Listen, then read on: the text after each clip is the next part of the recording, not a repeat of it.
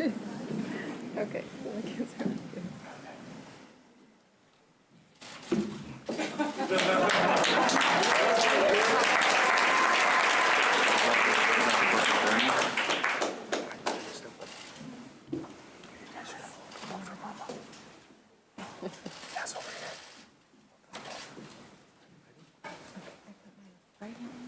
Yes, so left hand on the Bible.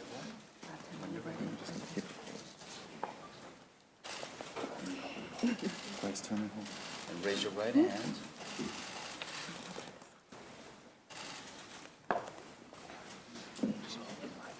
Okay, I think we're settled now. Twice hold it, bye-bye. And repeat after me. I, Michelle Wu, I, Michelle Wu, do solemnly swear do solemnly swear that I will bear true faith and allegiance that I will bear true faith and allegiance to the Commonwealth of Massachusetts to the Commonwealth of Massachusetts and will support the Constitution thereof, and will support the Constitution thereof. so help me God. So help me God. I, Michelle Wu, I, Michelle Wu, do solemnly swear do solemnly swear that I will faithfully and impartially that I will faithfully and impartially discharge and perform all the duties incumbent on me all the duties incumbent on me as mayor of the city of Boston, as mayor of the city of Boston, according to the best of my abilities and understanding, according to the best of my abilities and understanding, agreeably to the rules and regulations agreeably to the rules and regulations of the Constitution and the laws of the Commonwealth. of the Constitution and the laws of the Commonwealth. So help me God. So help me God. I, Michelle Wu, I, Michelle Wu, do solemnly swear do solemnly swear that I will support that I will support the Constitution the Constitution of the United States. of the United States. So help me God. So help me God. Madam Mayor, congratulations.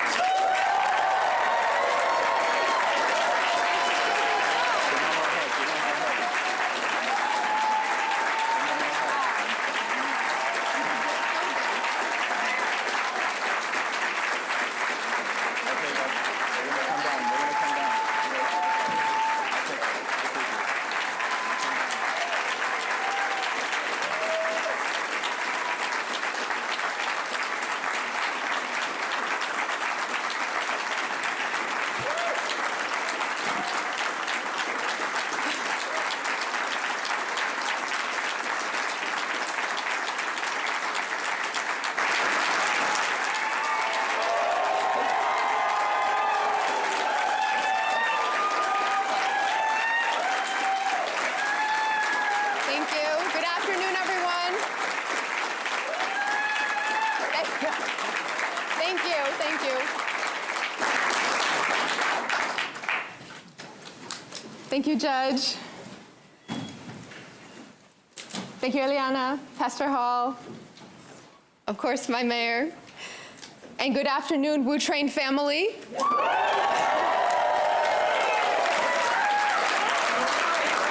We are back together so soon. I have missed you over the last 2 weeks, and I'm so grateful for the chance to spend time over these 14 days with so many committed public servants in our city, getting updated, getting up to speed on everything happening here. Thank you, Mayor Janey, for your beautiful remarks and for your trailblazing leadership, and most of all, for being a friend and someone I admire so much.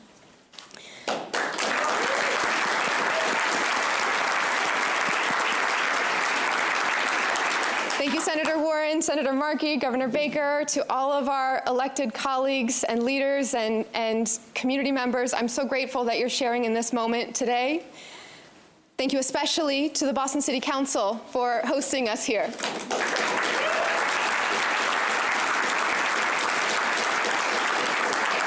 President Pro Tem Matt O'Malley, sitting members, and incoming new councilors-elect Ruthzi Lujen,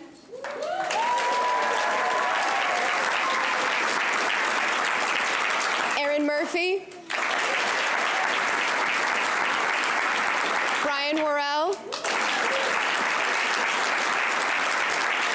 Kendra Hicks,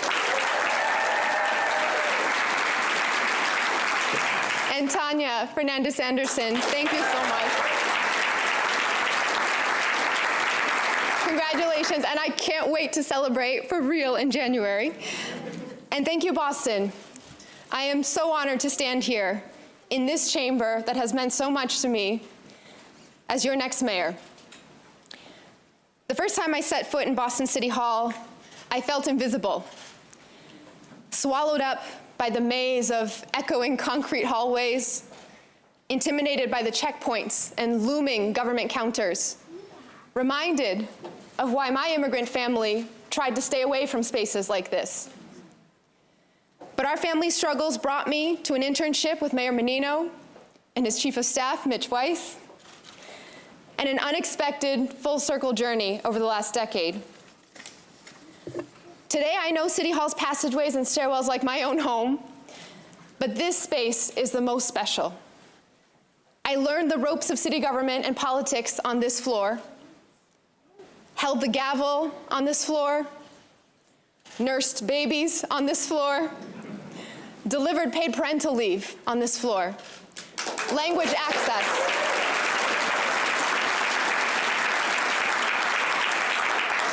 access, food justice, housing protections, climate progress, and I've reveled in the growing representation and power of our communities that our Boston City Council continues to embody. But since we're here today, I must share that the council floor wasn't always this way. When I joined the council, this space wasn't fully accessible to everyone. The floor that so many of you all are sitting on today was actually much lower, designed as a pit 3 steps down, part of a striking feature of what many, or I, would call a beautiful building in City Hall. I've earned the mandate to call this a beautiful building. 3 steps down prevented Bostonians in wheelchairs and with mobility challenges from coming down directly to testify and advocate for change. 3 steps down were a barrier between our government and the people we are here to serve. So we changed this space, reshaped it to be accessible for everyone, and brought the floor up 3 steps. When we make City Hall more accessible, we are all raised up. When we communicate in many languages, we all understand more. And most of all, when we connect the power of city government to the force of our neighborhoods and communities, we see how much is possible for our city. City government is special. We are the level closest to the people, so we must do the big and the small. Every streetlight, every pothole, every park, every classroom lays the foundation for greater change. Not only is it possible for Boston to deliver basic city services and generational change, it is absolutely necessary in this moment. We'll tackle our biggest challenges by getting the small things right, by getting City Hall out of City Hall into our neighborhoods, block by block, street by street. After all, Boston was founded on a revolutionary promise that things don't have to be as they always were, that we can chart a new path for families now and for generations to come, grounded in justice and opportunity. And we can take steps to raise us all up to that promise together. Several weeks ago at Roxbury Community College, I met a young leader and student in our community. Brandon lives in Mattapan and takes the 28 bus to class. He found out one day from a local business on Blue Hill Ave that the mayor of Boston had worked to make the 28 bus free, and it changed his life. What used to be a frequent headache every other day or so of asking mom for $2 or trying to get the fares to get to class on time opened up into justice and opportunity.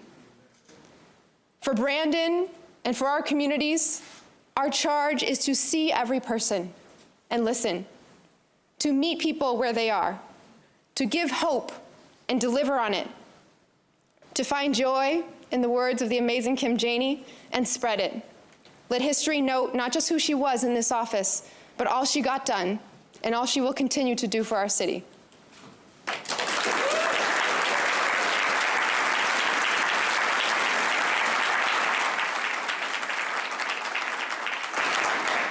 Our charge is to fight urgently for our future, For the young people at the Burke High School who are here with us today, who hosted me earlier.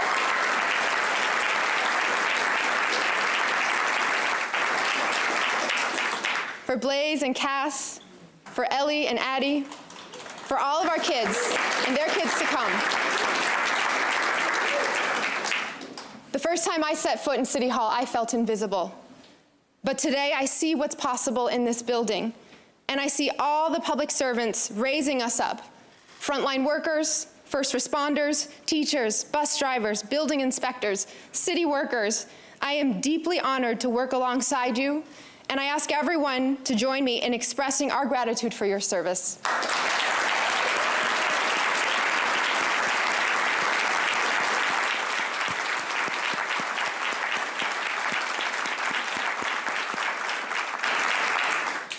And I ask everyone to join us in the service of our communities.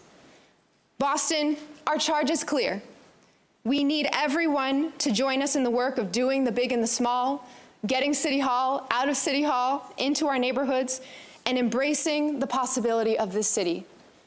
The reason to make a Boston for everyone is because we need everyone for Boston right now.